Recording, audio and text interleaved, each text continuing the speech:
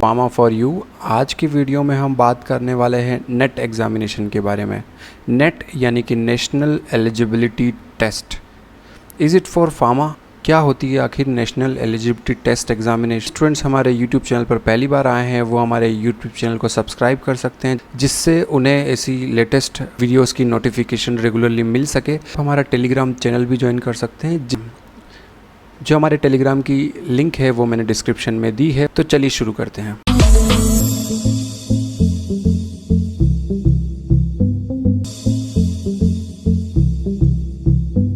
इस वीडियो में हम बात करने वाले हैं नेशनल एलिजिबिलिटी टेस्ट के बारे में।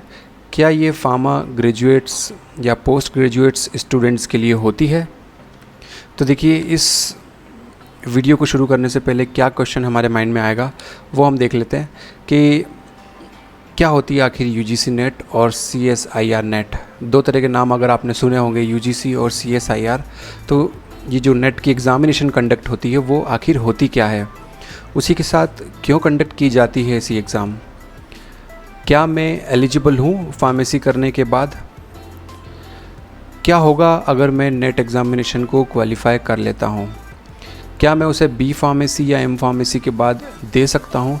तो ये सारे क्वेश्चंस आपके क्लियर हो जाएंगे इस वीडियो को पूरा देखने के बाद। तो चलिए देखते हैं। तो देखिए, सबसे पहले हम बात करते हैं कि आखिर यूजीसी नेट और सीएसआईआर नेट एग्ज़ाम होती क्या है। तो देखिए, टू मोस्ट पॉपुलर एग्ज़ामिनेशन है इंडिया के अंदर, जो कि नेशनल टेस्टिंग एजेंसी एनटीए करवाती है, जिससे कि हम एलिजिबिलिटी पता कर सके कैंडिडेट्स असिस्टेंट प्रोफेसर बनने के लिए या फिर जूनियर रिसर्च फेलोशिप के लिए। अगर आपको असिस्टेंट प्रोफेसर बनना है किसी गवर्नमेंट इंस्टीट्यूट के अंदर, या फिर आपको कहीं से जूनियर रिसर्च फेलोशिप लेनी है, तो उसके लिए आपको एग्ज़ामिनेशन देना होगी जो कहलाती है यूजीसी नेट और सीएसआईआर नेट एग्ज़ामिनेशन। ये जो एग्ज़ाम होती है ये एनटीए कंडक्ट करवाता है, यानी नेशनल टेस्टिंग एजेंसी, जो कि दिसंबर 2018 के बाद से एनटीए करवाने लगी है। उससे पहले इसे सीबीएसई करवाती थी। अब यूजीसी जो नेट है, देखिए अब हमने दो नाम यहाँ सुने, यूजीसी नेट और सीएसआईआर नेट। यूजीसी नेट की जो मेन गवर्निंग एजेंसी होती है वो होती है यूनिवर्सिटी ग्रांट कमीशन। आपने नाम सुना होगा, यूजीसी यूनिवर्सिटी ग्रांट कमीशन, जो कि यूनिवर्सिटीज़ को ग्रांट देती है। CSIR UGC net. Next, CSIR की जो मेन गवर्निंग एजेंसी है वो है council of scientific and industrial research. देखिए, इसका नाम भी सीएसआईआर यूजीसी नेट है क्योंकि नेट यूजीसी के अंतर्गत होती है, और यूजीसी उन संस्थाओं को भी एफिलिएशन देता है जो कि सीएसआईआर के अंतर्गत आती है। पर सीएसआईआर की कुछ स्पेसिफिक इंस्टीट्यूट्स हैं जहां पर उनके द्वारा क्वालिफाई की गई यूजीसी नेट के बच्चे पढ़ते हैं या फिर जेआरएफ के लिए काम करते हैं। देखिए, दोनों के डिफरेंस के बारे में हम बात करेंगे। तो देखिए, यूजीसी और सीएसआईआर नेट एग्ज़ामिनेशन कौन दे सकता है? देखिए, कोई भी ग्रेजुएट ये एग्ज़ामिनेशन दे सकता है। तो देखिए, अगर आपने ह्यूमैनिटी के अंदर बैचलर किया है, बीए किया है, या फिर कॉमर्स के अंदर बैचलर डिग्री है आपके पास, या ह्यूमैनिटी के अंदर यानी बीए या फिर बीकॉम बीबीए आपने किया है, तो आप यूजीसी नेट को देंगे। ओके। और अगर आपने किसी साइंस स्ट्रीम जैसे BSc, B pharmacy, bachelor of engineering ये किया है, तो आपको सीएसआईआर नेट देनी होगी। ओके, यानी कि ग्रेजुएट कोई भी एग्ज़ामिनेशन दे सकता है, पर अगर आपने साइंस स्ट्रीम से किया है तो आपको सीएसआईआर नेट देनी होगी। आपने ह्यूमैनिटी और कॉमर्स से किया है तो आपको यूजीसी नेट देनी होगी। ओके।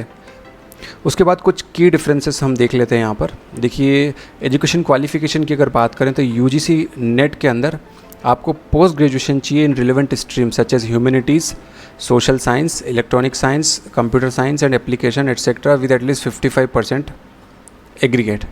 उसी के साथ सीएसआईआर नेट के अंदर degree in BTech, BE, B pharm, MBBS और integrated BS, MS, BSc, MSc 55% आपके पास होना चाहिए।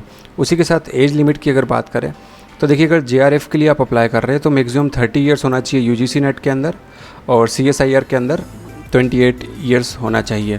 लेक्चरशिप के लिए कोई भी अपर लिमिट नहीं है, आप कितने भी एज के हैं आप लेक्चरशिप के लिए अप्लाई कर सकते हैं।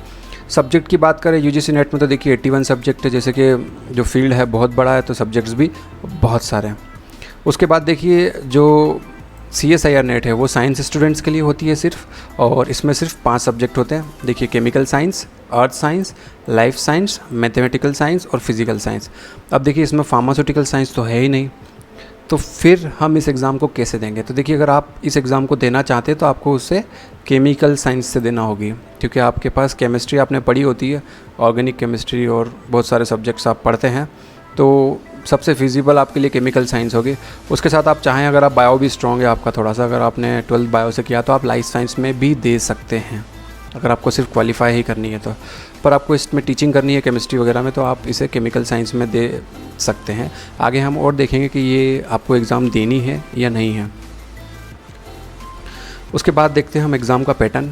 देखिए अब हम UGC नेट के बारे में बिल्कुल बात नहीं करेंगे, UGC नेट के बारे में बिल्कुल बात नहीं करेंगे हम, क्योंकि UGC नेट हमें देना नहीं है। यहाँ तक हमने ये चूज़ कर लिया कि हमको देनी है CSIR नेट की एग्ज़ामिनेशन, अगर हमने फार्मेसी किया है तो। देखिए CSIR नेट का जो एग्ज़ाम पैटर्न होता है उसमें 200 मार्क्स के क्वेश्चन आते हैं। 3 पार्ट्स में क्वेश्चन पेपर डिवाइड होता है, A, B और C पार्ट के अंदर। A, B, C सभी के जो क्वेश्चन नंबर हैं वो डिफ़र करते हैं, C पार्ट के अंदर डिवाइड होता है। A पार्ट जो होता है वो सभी के अंदर कॉमन होता है, यानी कि उसमें जनरल रीजनिंग, इंग्लिश और वगैरह के क्वेश्चन पूछे जाते हैं। जो B होता है उसके अंदर आपसे मल्टीपल चॉइस क्वेश्चन पूछे जाते हैं जिस सब्जेक्ट के अंदर आपने फॉर्म फिल किया है। C के अंदर आपकी साइंटिफिक अप्रोच और साइंटिफिक एप्लीकेशन के लिए क्वेश्चंस होते हैं, और उसमें कुछ डिटेल्स में आपसे पूछा जाता है। तीनों पार्ट को मिलाकर आपके जो एग्रीगेट मार्क्स हैं वो 200 होते हैं। नेगेटिव मार्किंग होती है 0.25 मार्क्स की पूरे पेपर के अंदर, और अगर आप इसे क्वालिफाई करते हैं इसमें ऑल ओवर इंडिया रैंक बनती है, जिसके बाद आप JRF और नेट क्वालिफाइड कहलाते हैं। जब आप फॉर्म को फिलअप करते हैं, जब आपसे 2 चीज़ें पूछी जाती है, या तो आप सिर्फ नेट के लिए अप्लाई कर रहे हैं या फिर JRF और नेट दोनों के लिए अप्लाई कर रहे हैं, तो आप JRF और नेट दोनों के लिए अप्लाई कर सकते हैं, या फिर आप नेट के लिए भी अप्लाई कर सकते हैं।